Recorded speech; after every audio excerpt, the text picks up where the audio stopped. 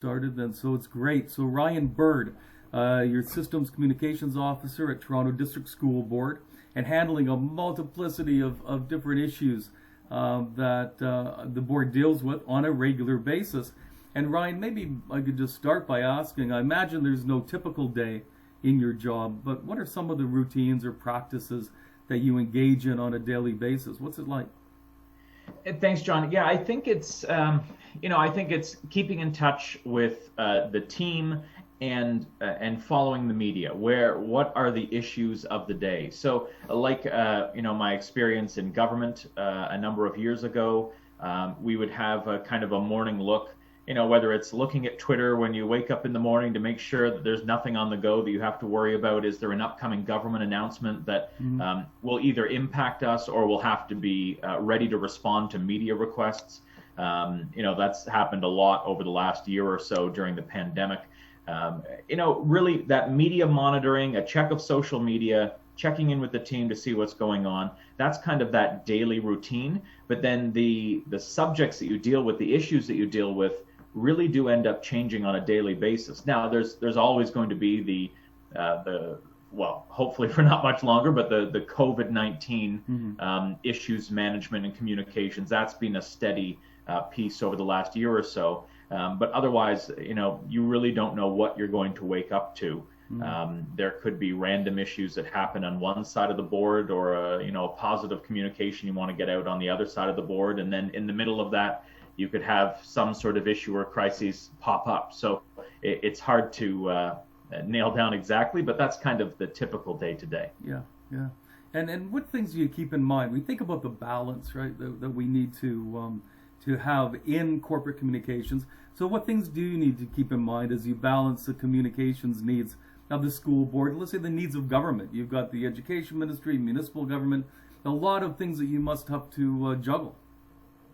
Yeah, so we really do focus, primarily on the TDSB and our needs, but there are absolutely times when, if there is a issue that we anticipate coming up that the province may have to comment on or may impact them, we keep those lines of communications open. So we make sure that the ministry is notified if there's a big issue that may impact them. For example, during COVID-19, if there's a big decision being made on how we're delivering education remotely, in person, that kind of thing, we'll give them the heads up. If another issue comes up, we'll let them know. As well, when it comes to municipal government, while we don't report to them like we do the ministry, there are some times where trustees at the school board may want to keep their local councillors, in the loop on a certain project and vice versa. So we try to make sure that we keep them up to date as well. We do a monthly newsletter that goes out to all stakeholders like the city councillors, MPs, MPPs, that kind of thing, so they know what's going on at the TDSB, and that's more kind of the government relations role that lives in our department. All right. And tell me, what's the best part of your job? What do you really love about it? It's hard to say. I have to say, and I swear I'm not making this up, the people I work with are fantastic. When you spend most of your waking day with these people, it's great to have a great team, and I do have that. We're friends, and it's great. As far as from the professional side of it, usually when things go wrong, that's when I like it the best. The issues management, the media relations around that issues management. As a former radio journalist, dealing with issues with the media and, working on key messages and trying to discuss our side of the story per se. I really, really do enjoy that. So I think it's not only our team, but the issues and media relations and the management around that. And the functions in a communications office like yours, how are those broken out? You have external, internal communications, social, traditional media? Yeah, for the TDSB, and it really does differ depending on the school board, but we have ours essentially divided into media relations and issues management, strategic communications, our web team, and then our marketing and design team, which does videography, photography, advertising, marketing, that kind of thing. So those are kind of the big buckets within communications at the TDSB, and then within each you'll have people that may specialize in, under strategic communications. That would cover both internal and external, and then you'd have different files. So maybe someone might have the facilities file, someone may have school support, supporting one of our 500. Recording in progress. No. Oh, sorry. Sorry. Okay, so when we look at that, so you have a lot of different specialized roles and people looking after different elements of the job. The common adage today is that there's no more social media, that there's just media. So we've kind of moved from this, the social media, traditional media, but we just call it media now. We tend to. But we have to agree that there is significance in the growth of social media. And my question would be, how important is that to your job in communications? It seems to be playing a larger role every year. When we have an issue pop up, for example, and we have to deal with media, there are an increasing number of times when that is first appearing on social media. And whether they're tagging that media outlet on social media or just talking about it, we find that, we may see something on social media and that might bubble up into the quote unquote mainstream media in the next day or two or a few days later. So we are seeing some issues pop up on social first. And it does give us the opportunity to try to nip it in the bud early. So if we do notice an issue, we can try to address it early and hopefully avoid any negative media or communications around that. The other thing to keep in mind about social is that I think everyone knows that, I think you're probably going to see more complaints and negative things on social media. Not always, but you're going to hear from the most vocal people when they complain. And I think the thing that we have to keep in mind is that doesn't represent everybody. And I think there's not necessarily an assumption, but there really is a mindset that, a bunch of people are saying it on social media. It must mean that people don't like X or people do like Y.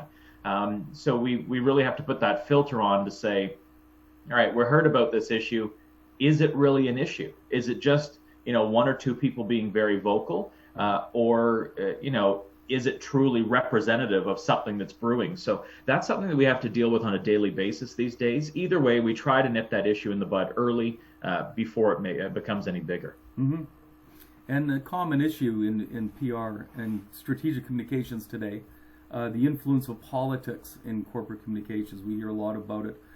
Is this a factor in your work with the board, and how do you manage that? As a school board, we do have elected trustees, and at the TDSB, we have 22 elected politicians that represent the people of Toronto and the families at our schools.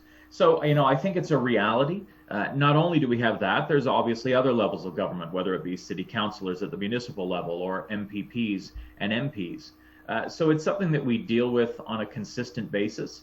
I think from a communication standpoint, I think once you get past the fact that, look, they have a job to do, you have a job to do, how can we work together to make it work? You may know that they may be looking for, facts that may support something, and you can adjust that as necessary. But the other thing to keep in mind is as a school board, when trustees pass something at board or something, it may be political in nature, but is now approved by a formal board of trustees at the Toronto District School Board or a school board in general. And so we can work with that to help support them in maybe pressuring the government to fund something, for example. So politics, I think particularly in Toronto, but it's not isolated to Toronto. But I think in Toronto, we are the center of the media market. There tends to be a lot of political, undertones, I guess, if you will.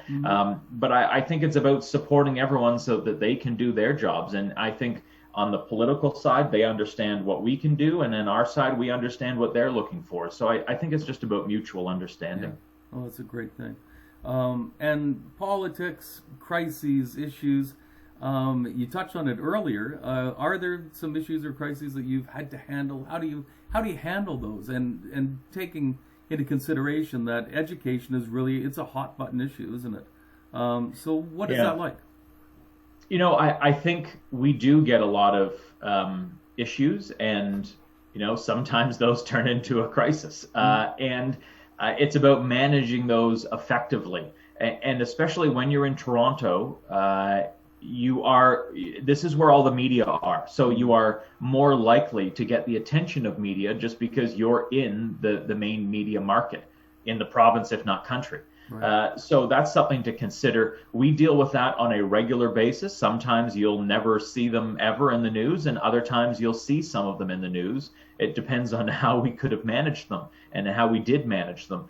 So that's something that we do on a regular basis. Regardless of the media, we want to make sure that we just manage issues effectively within the school, within the system. So sometimes issues management doesn't necessarily mean, well, what are we going to tell the media about this?